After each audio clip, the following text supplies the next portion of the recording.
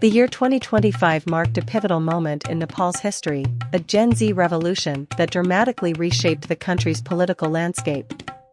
What began as a protest against a seemingly innocuous government policy, a ban on social media, quickly escalated into a nationwide, violent uprising. This conflict was not a conventional civil war or a party-led coup, but rather a leaderless, digitally native movement that laid bare the deep-seated frustrations of a young, disillusioned population. The events of September 2025 were the culmination of years of political instability, rampant corruption, economic hardship, and a profound disconnect between the ruling elite and the aspirations of the country's youth.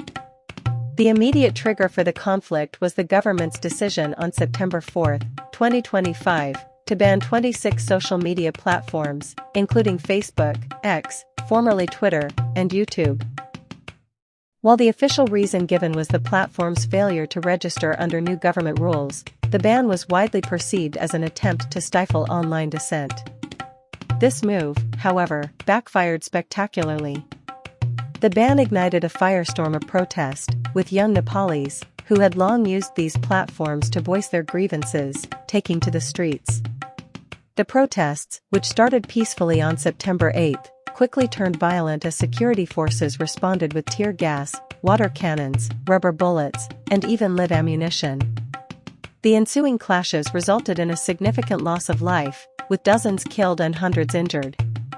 This Gen Z uprising was far more than a reaction to censorship. It was a potent expression of a generation's anger at systemic failures. For years, Nepal had been crippled by chronic political instability, with a succession of governments that failed to deliver meaningful change. Since the abolition of the monarchy in 2008, the country had seen 14 governments in 17 years, each marked by coalition politics, infighting, and a lack of accountability. This political churn had left the youth feeling disenfranchised and hopeless. The economic situation exacerbated this discontent. Youth unemployment was alarmingly high, hovering above 20%. Nepal's economy was heavily reliant on remittances from the millions of young people who were forced to seek work abroad, often in exploitative conditions. This exodus was a stark testament to the lack of opportunities at home. The visual and cultural backdrop for the protests was a viral social media campaign known as the #NepoKids movement. Online, young Nepalis exposed the lavish lifestyles of the children of political leaders, contrasting their luxury cars, foreign degrees, and extravagant holidays with the poverty and hardship faced by the average citizen. This campaign, amplified on platforms like TikTok and Instagram, became a powerful symbol of the deep-seated corruption and nepotism that permeated Nepal's political system.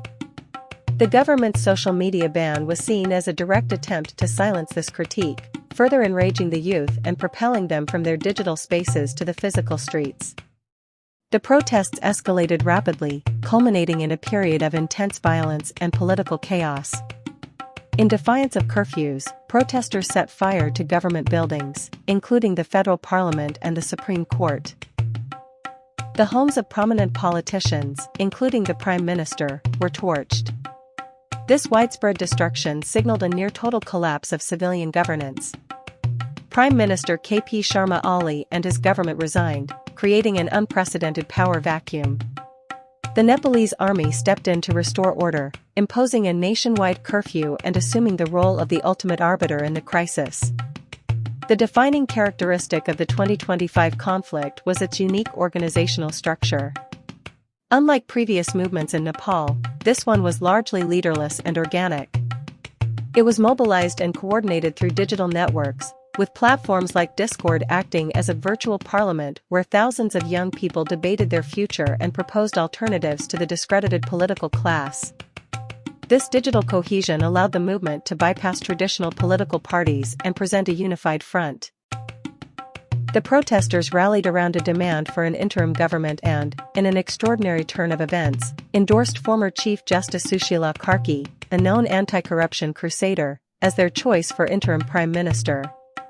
Her appointment, and the subsequent announcement of fresh elections, represented a symbolic victory for the protest movement. The Nepal conflict of 2025, while domestically originated, also had significant geopolitical implications. Wedged between two regional giants, India and China, Nepal's instability created a new arena for competition. Both nations, along with the United States, have vested interests in the Himalayan Republic's stability. While there was no evidence of foreign orchestration, the power vacuum and chaos created an opening for external influence. The international community, including the UN, condemned the violence and urged a transparent investigation into the use of force. The Nepal conflict of 2025 was not a conventional war, but a rapid, youth-led uprising. It was a unique event in modern political history, and several interesting facts stand out. A Gen Z revolution, the protests were largely led and organized by young Nepalis, a generation that grew up with social media and was deeply frustrated with the country's entrenched political elite. This wasn't a party-led coup or a traditional civil war, but a spontaneous, digitally native movement. Many of the protesters were university and school students, and some even wore their uniforms to the demonstrations. The Nepo Kids factor, a major catalyst for the widespread anger, was a viral social media trend where young Nepalis exposed the lavish lifestyles of the children of politicians, contrasting their luxury cars and holidays with the economic hardship faced by most of the population. This Nepo Kids, or Nepo Babies, movement symbolized the deep-seated corruption and inequality. The power of discord. With the government's social media ban in place, protesters used VPNs to circumvent the block and organized themselves on platforms like Discord. This allowed for real-time coordination and decision-making. At one point, a Discord server with over 145,000 members was even dubbed a virtual parliament by some reporters, as it became the primary forum for debating the country's future. A leaderless movement with a clear choice. Despite being largely leaderless and decentralized, the movement demonstrated a remarkable level of consensus. After forcing the Prime Minister's resignation, the protest groups, through their online discussions, coalesced around a single demand: that former Chief Justice Sushila Karki, a well-known anti-corruption figure, be appointed as the interim leader. Her eventual appointment was a huge victory for the movement. The army's unprecedented role. The Nepalese army, a widely popular institution in the country, stepped in to restore order and mediate the political transition. In a highly unusual move, they facilitated talks with protest leaders and played a crucial role in legitimizing the new interim government. A cultural symbol of rebellion, protesters adopted a unique cultural symbol to represent their struggle: the Straw Hat Jolly Roger flag from the popular Japanese anime series One Piece. The flag, which belongs to the protagonist Monkey D. Luffy, a character who rebels against a corrupt authority, resonated deeply with the protesters and became a generational shorthand for their cause. Wider regional impact. The Nepal conflict of 2025 was not an isolated event. It was part of a larger pattern of youth-led uprisings across South Asia. It followed similar movements in Sri Lanka in 2022 and Bangladesh in 2024, highlighting a regional trend of frustrated youth using digital tools to challenge corrupt and ineffective governments. The 2025 Nepal conflict offers several crucial lessons for understanding modern political movements, the power of digital tools, and the challenges faced by democracies in the age of social media. The power of digital native movements. The most significant lesson is the transformative role of digital platforms in organizing and mobilizing a leaderless rebellion. The uprising was not planned by a political party, but rather grew organically from online discontent. The government's attempt to censor social media backfired, proving that in a digitally connected world, controlling information is nearly impossible. Young people used tools like VPNs to bypass the ban, and platforms like Discord became virtual parliaments where they debated their demands and coordinated protests. This demonstrates that traditional forms of political control are increasingly ineffective against a networked, digitally fluent population. The erosion of trust in a corrupt elite. The conflict underscored the deep and growing chasm between a corrupt, out-of-touch political elite and the aspirations of a young, educated, and unemployed population.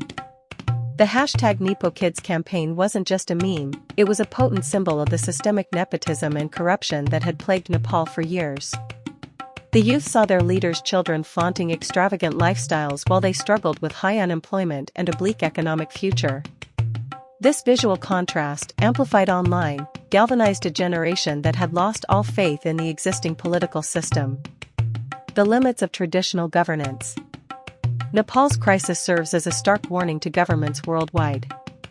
It shows that chronic political instability, a failure to deliver on promises, and a lack of accountability can lead to an abrupt and violent reckoning.